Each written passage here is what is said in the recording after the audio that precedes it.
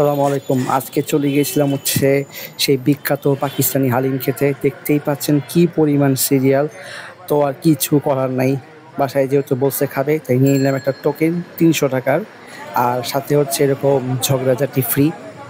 কারণ সবাই রোজা রেখেছে মাথা কারোই ঠিক নাই। লাইনের মধ্যে দাঁড়িয়ে এরকম ঝগড়া দেখতে হয়েছে। যাই হোক দেখতে পাচ্ছেন আমাকে মাস্ক-টাস্ক পরে পুরাই নাজেহাল অবস্থা। অবশেষে আমার সিরিয়াল চলে এসেছে আর এখানে আসার পরেও কিন্তু ঝগড়াঝাটি শুরু। যাই হোক এখন আমার পার্সেলটা এখন প্যাক করা হবে। ৳৩০০ পার্সেলটা দেখেন গ্রেভিটা কি নাইস। একটু পরে দেখতে পারবেন এই দেখেন গ্রেভিটা।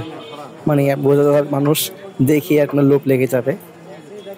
এই যে রাখার পর তারা হচ্ছে স্পেশাল হচ্ছে ধনিয়া পাতা আর হচ্ছে পেঁয়াজের একটা গ্রেভি যেটা বেরেস্তা বলে সেটা দিয়ে পার্সেল ডান।